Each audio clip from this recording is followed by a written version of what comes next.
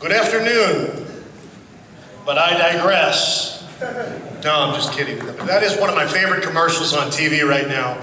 For those of you that don't know the commercial, it's a FedEx Kinko's commercial, and it's basically about putting the wrong person in the wrong position. Kind of like what we've done in the White House recently. But whoa, I'm not going to go there, I'm not going to go there. We're not going to go politics because it's a positive meeting this year. So what I want to do is tell you about a story of the guy that did put the person in the right position, and that was my first boss. My first boss in this industry hired me sight unseen and told me, hey, why don't you come out to Texas? At the time I was living in Las Vegas. I had just gotten off a 7-year tour with Chippendales and really was kind of getting burnt out on the industry myself. I'd been an entertainer for a long time. All good things come to an end. So this guy calls me out and says, hey, why don't you come and try to run a strip club? So I said, well, I'll do it. I really don't have anything else going on. Let's give it a shot. Well, I don't know if any of you ever driven from Las Vegas to Texas, but you got a lot of time on your hands to think. So I did. I thought, for 14 hours, I thought, what am I going to do? I'm not really qualified. I don't know anything about this industry. So I got to Texas, I unloaded my stuff, and I showed up bright and early for my first day of work, and my only talent that I ever really had was put my hand out, collect the money from the girls. So I showed up and I said, boss, what do you want me to do? I don't know anything about this industry. I'm probably completely underqualified. He looked at me real serious and he said, I want you to put your hand out, collect the money from the girls. I said, I think I have a career in this business. So anyway, the rest is history as far as my career. I fell in love with the industry. They called me from Exotic Dancer and said, hey, we want you to give a speech, and we want it to be positive. And I said, you know, that's great. I like the message, I like the theme. So I came up with, after I kind of scanned my career, I've been in the business 12 years now, I scanned my career and I came up with a couple of stories that I think will leave a positive message. About 5 years ago, or less, maybe 4 years ago, we opened up a club in Dallas. And a very popular rock band, Nickelback, had come into the club and they were partying like rock stars, like they do. That guy does like his women. He had a great time. We set him up in VIP, and it was great to get to know the guys. They're fun-loving rock stars, and they live into the hill. Well, about half an hour into this, all of a sudden I noticed a big grouping of guys around the bathrooms. And I said, my gosh, what's going on? There must be a confrontation in the bathrooms. Well, we had a nice big bathroom, and our bathroom attendant played the guitar for the customers while they were doing their business. So I go marching through and break through the crowd, and sure enough, I get into the restroom, and Chad, the lead singer of Nickelback, is sitting on my sink, playing a guitar, singing a song in our bathroom. Where else are you going to get that? It was fantastic. So by the time they left, they finished off 2 or 3 cases of beer. And right before Chad left the club, he says, Niko, come here, I want to tell you something. I said, all right, what's that? He leans into me and he says, sex. Sex is the answer. It's never the question, because it's always yes. I said, wow, that's deep. You need to write a song about that.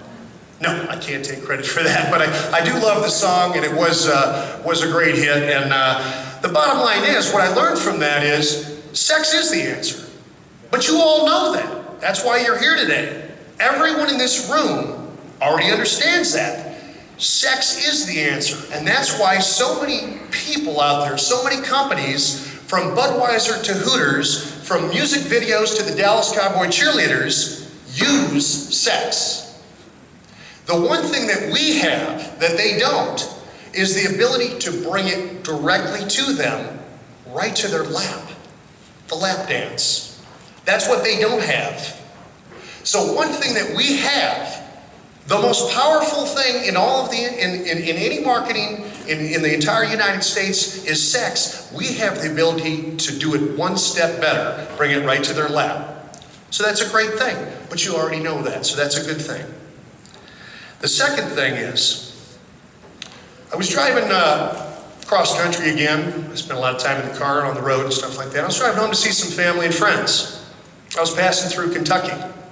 Late at night, I think I probably found the only rock station in the entire state of Kentucky, so I'm listening to it.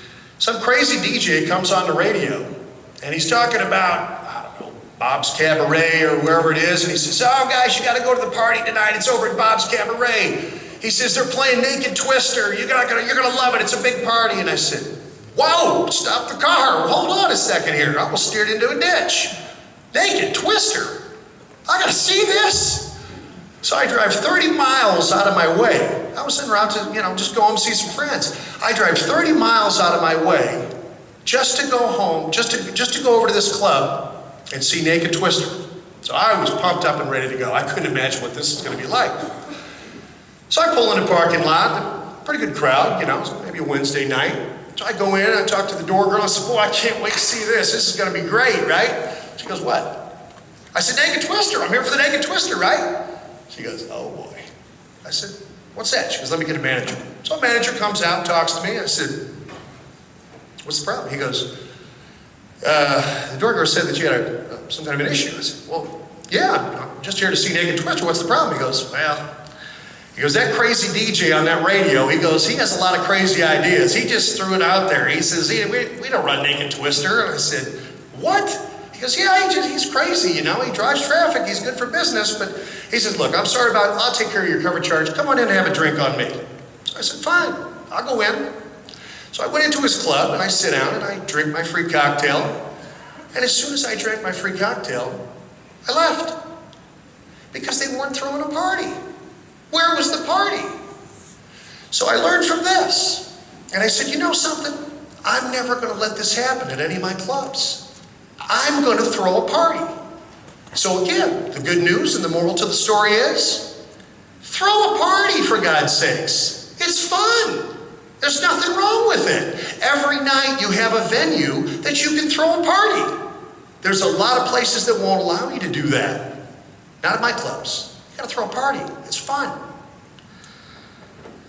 So the final little message is, I have a lot of times, I've been in the business 12 years, I have people all the time coming up to me and telling me, man, you got the greatest job in the world. Man, you get to hang around with naked girls, you get to party at the nightclubs, it's great, drink booze.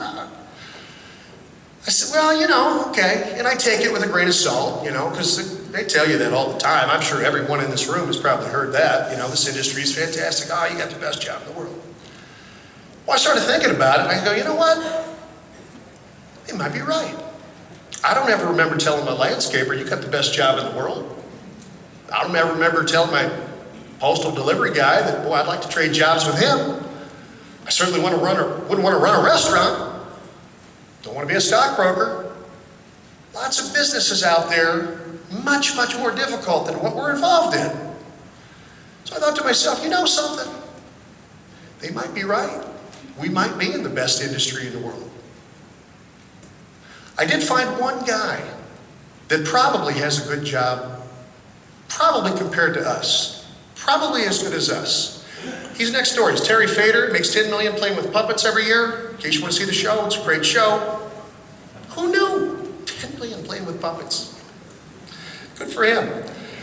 What I want to leave you with, I want you to leave here with 3 positive messages. What they really are is, you already have the main answer.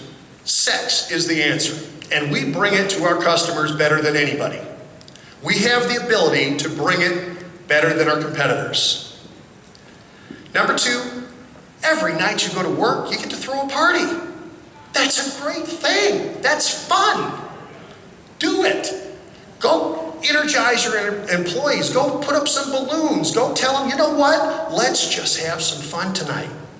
They don't do that at IBM, to my knowledge. I've worked in a cubicle before, but I don't think I want to. And number 3, we might just have the best job in the world. Thank you very much. I'm Niko. Have a great day.